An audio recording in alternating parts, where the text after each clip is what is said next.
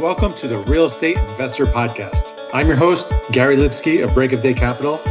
I talk to leading experts to discuss a wide range of subjects to educate investors on best-in-class practices to build legacy wealth and positively impact communities. Let's jump in. Hey everyone, welcome to another episode of the Real Estate Investor Podcast. I'm your host, Gary Lipsky with Break of Day Capital. Be sure to join our Facebook group, Asset Management Mastery, where we have a great community of thousands of like-minded individuals sharing resources and best practices. Today on the podcast, we have Hannah Hammond. Hey everyone, we have launched the BODC Multifamily Impact Fund. Invest with a trusted operator with a track record of success. Our fund offers diversification, risk mitigation, tax benefits, and stringent acquisition criteria. If you'd like to learn more, head over to our website at breakofdaycapital.com.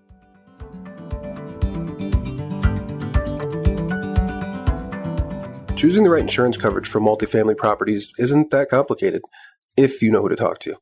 At the Garzella Group, we're uniquely qualified to help you navigate the range of policy choices you have, and we're committed to saving you 30% in the process. We do intensive market research and have nationwide relationships, so we can find coverage other insurance brokers simply can't. We should talk. Go to quotenow.biz and we'll start the conversation. Hannah became a successful entrepreneur at a shockingly young age after living through a difficult childhood filled with many challenges. After graduating from ASU, she went on to found and lead multiple companies, including a national hard money lending company, a commercial and residential real estate brokerage, 3 construction companies, and a property management company managing her portfolio of real estate assets. Thanks for joining us, Hannah. Can you start by telling the listeners a little bit more about yourself and what you do? Absolutely. Thanks so much for having me here today, Gary. You're awesome. It's been great to connect with you through one of our masterminds that we're in, and super inspired by everything that you've accomplished and that you do. So thank you. Absolutely.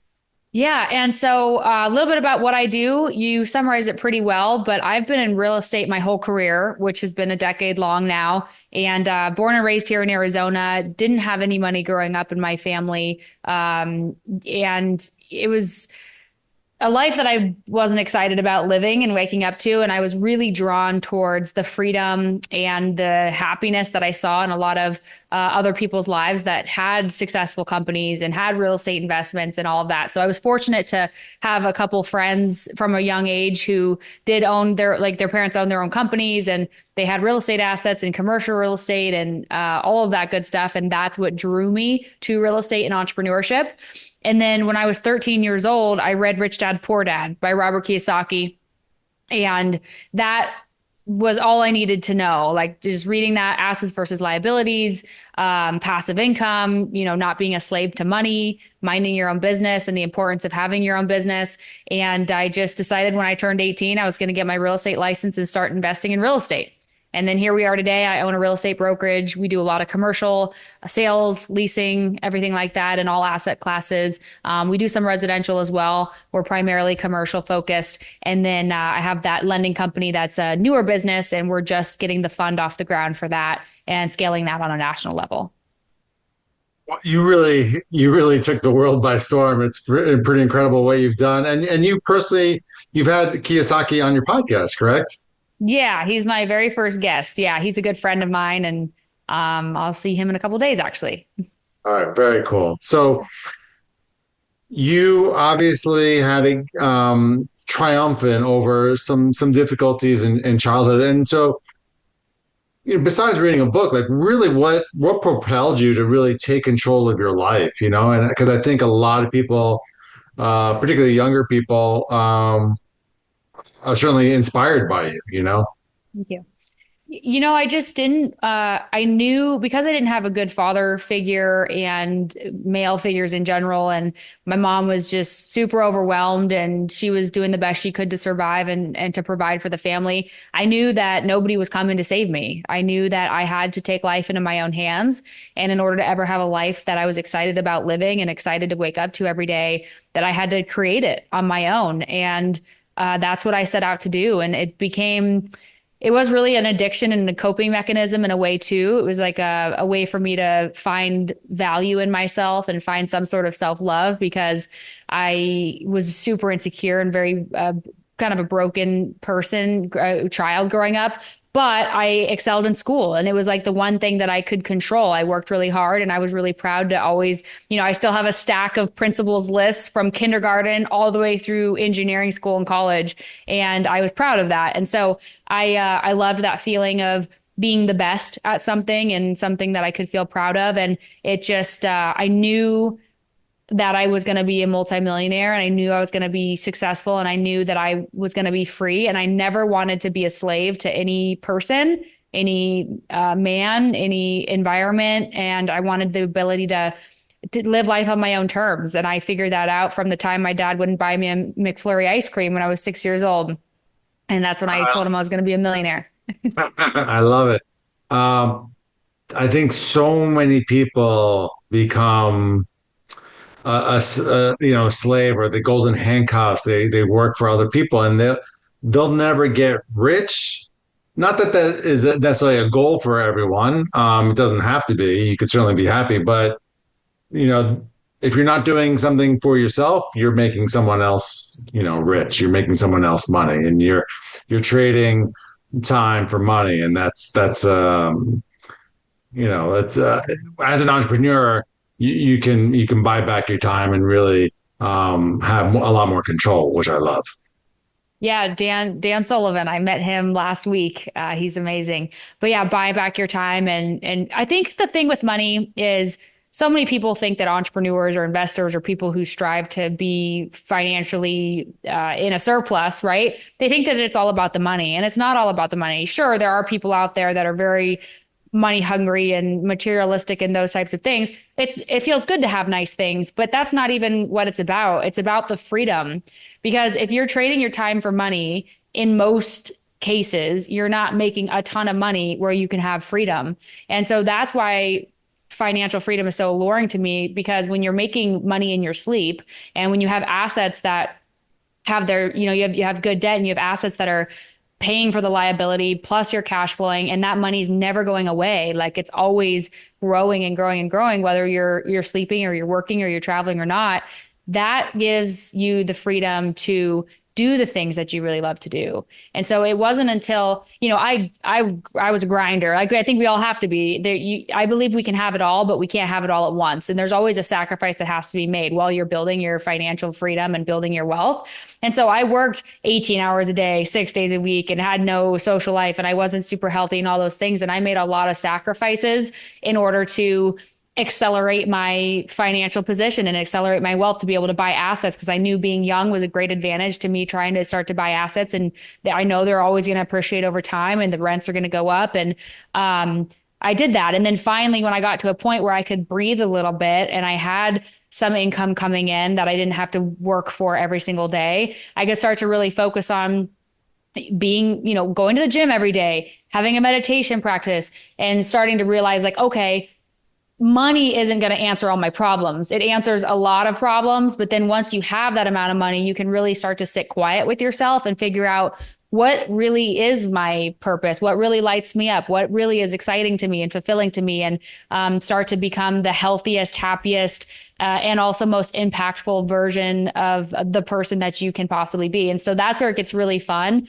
and exciting, is once you have that, then you can just live in this world of infinite potential, and you have the time and the space and the abundance to be able to do that. Oh, well said. Well said. What led you to start a debt fund? Because that's a very unique niche in real estate. And yeah, what led you to start it? Yeah. So as an 18-year-old broke girl who was trying to buy real estate, it proved to be difficult to get bank financing. And that's when I started to learn about private money lending. And private lending didn't really become a thing until after the crash in 2008, which I was 12 in the crash in 2008. So as long as I've been in business, it's always been a thing for me. But in the history of real estate, it is a newer concept where the people in the space will say that private lending is kind of like in its toddler phase. It's pretty early. And so because I was doing flips and buying real estate, doing value add projects with it, I found out about hard money lenders, and I'm like, great, I can literally just get a loan based on the asset value. They don't care about me. I just need a heartbeat pretty much. And that was really awesome. And yeah, you pay some more interest, but it allows you the speed to be able to get these deals for cash right away, super quick close and all those types of things versus paying retail on the deal and having to, basically get a colonoscopy trying to get a bank loan. And I love that because I love speed. I love efficiency. I'm all about seizing opportunities and just moving quickly. And I was like, well, this is really cool. And then as I was doing these projects, and also I was an agent, so I was helping investors do projects and helping pair them with lenders and everything. I realized the model made a lot of sense. And I also realized that the lenders were always really in a good mood and they were always really happy and they weren't doing any work. They were just lending and they were just giving, here's the money. And who was doing all the work was the real estate investors. And sometimes they won, sometimes they lost, but who always won was the lender. And so it was a lot of, I would hear the lenders like, you got this, like, come on, cheering them on and they're all happy and everything's great. And they don't, it's the investor that's really doing that sweat labor. And so at that point, I just kind of used them, analyzed them, worked with them with my clients. And then I had been saving up a bunch of capital because I wanted to do a bigger multifamily project because previously I had really just done what I could, which was single family at the time, kind of the process most people go through. You start in single family and then 1 to 4, and then you start to multi, and then you go into commercial. And this was when around this time was like right near COVID when interest rates were really low. So much capital was flooding the market. I couldn't find any deals that would pencil. There was massive, all cash buyers, massive capital buying assets in Arizona at like a 2 cap at best. And so I'm like, okay, well, I'm not going to force a deal to happen. I'm an engineer and the numbers have to make sense to me. And I decided, I was like, well, these hard money lenders are still charging, 10, 12%. And I'm not going to make that kind of return on a deal and I don't want to force it. And I also don't want my money just sitting here in the bank.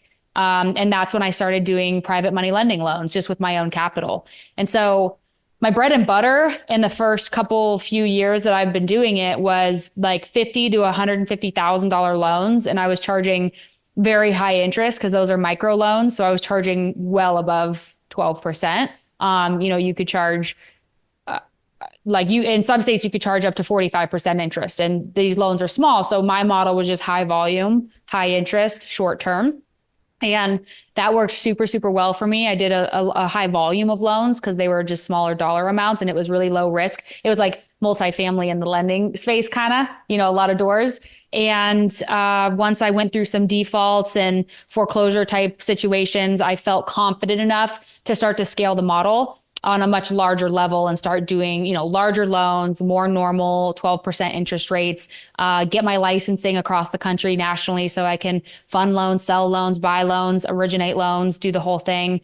And then now institutional capital is coming into the private debt space, which is really good. It's also bad in some ways too. The good thing is now the market cap is probably going to, I'd imagine, be in the trillions at some point now, whereas before we actually just heard, I was at the private lending conference in Vegas last week, and for the first time, bridge loans have been rated and securitized and ability to be packaged and sold like a traditional mortgage, which is huge news for the space.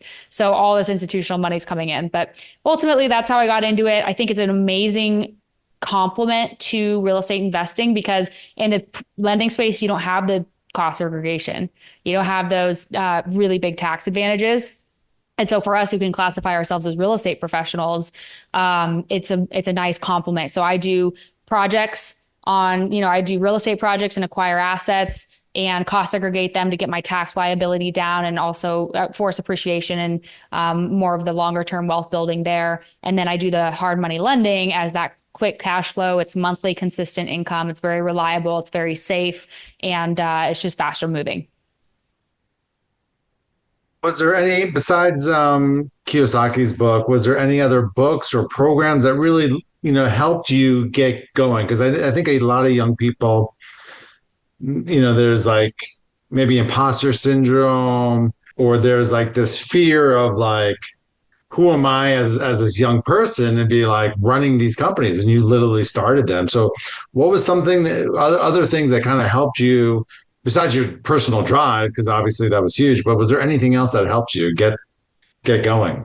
I really didn't do a lot. I knew that the best experience was to just do it. And I knew if I failed, I already started with from nothing. I came from nothing. Like what's the worst that happens? I go back to nothing and now I have some really good skills and lessons and I can try again. And so I had tons of fear. I still have tons of fear. Every day I wake up and I'm like, oh, but that's calmed down over time as you just build confidence and actually most of the inner healing stuff I've done has cut that edge of anxiety and fear and put me more into an abundance place. But Rich Dad Poor Dad, literally, I read that book. I'm like, okay, real estate. And I think I read, The Millionaire Real Estate Investor by Gary Keller. And I think I read Rich Dad's Guide to Investing, an amazing book. And this was so long ago, I can't remember exactly what I did, but I know I was researching YouTube, researching the internet, just books was all I had, but I had no formal education or training. I didn't have any money. I wouldn't have known where to go.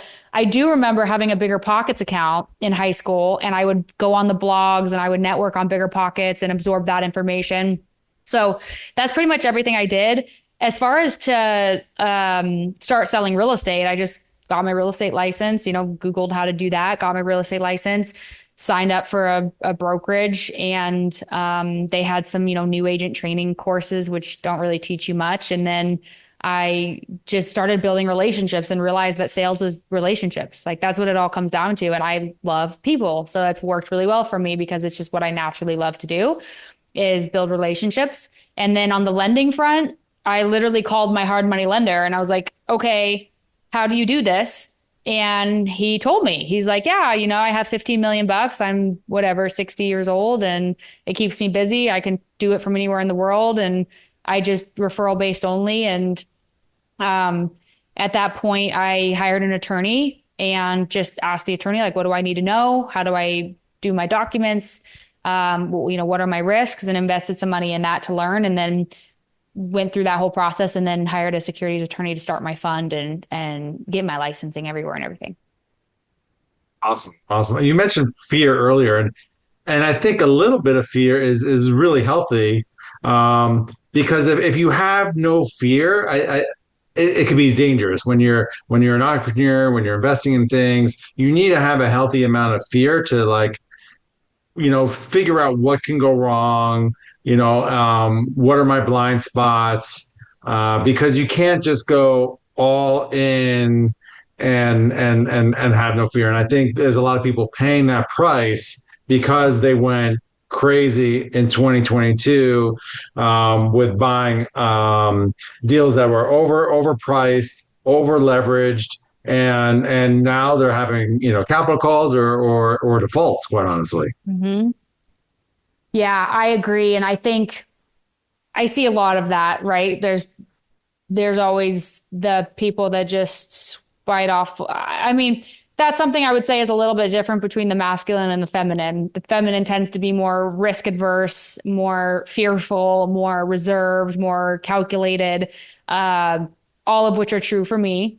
And I definitely have not taken massive swings, although some would say I have. I have, to most people's eyes, of starting companies and investing, lots of money into things that I don't even know what I'm doing in the beginning.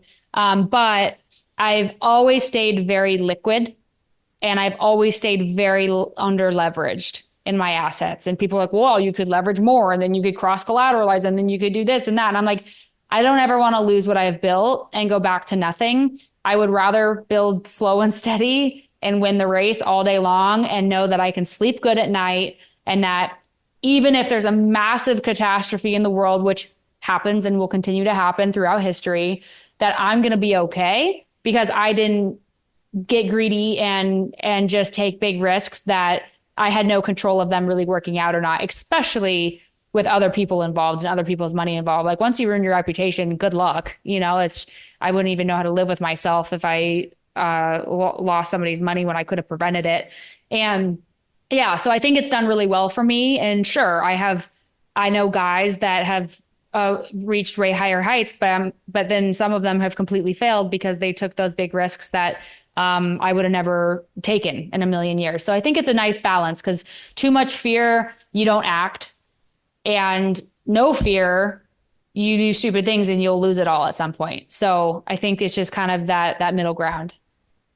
And that's just a great advice that you had about, keep the leverage, don't max out the leverage, have liquidity. Because if you have that, you can survive through anything. And that's the key. It's not having those huge hits that set you back for years. Slow and steady definitely wins the race in real estate. And people jump into it, particularly the last, I would say, even 7 years, the real estate values just kept going up, and people are jumping in and taking investors' money, being super aggressive. They hadn't built a strong foundation. They didn't know what they were doing. They didn't know anything about asset management, and they're paying a price, and they wanted to get rich quick, and that's not how you do it. Exactly. Definitely not. And I think, yeah, I mean, the good news is if it's your own money and you want to play big and take big swings, at least you learn and at least you get experience. And if you're okay with the idea that you could easily lose it all and have to restart, and some people are, and kudos to them, but it's just not a model that I like to play in. And when you start dealing with other people's money, you just can't do that, in my opinion. You've really accomplished a lot in a very short period of time. What are you most proud of? I am most proud of my transformation over the past really 6 months. I would say a year, but mostly in the past 6 months, because I realized that more money wasn't going to fill the void inside of me. And sure, there's a bunch more money I could make. I'm still early in my career compared to the people that I hang out with on a daily basis. I'm like pond scum, but I realized that every time I set a new goal and every time I hit it, I wouldn't feel fulfilled, and I just would set a bigger goal. And then I heard myself on a podcast saying, I'm going to be a billionaire. And then someone questioned me and like, why? Like, where is that coming from? And I really slowed down and realized like, I'm a very disconnected person. I am a very addicted person to work and success and food and like all these things outside of me. And I am a very anxious and unhappy person.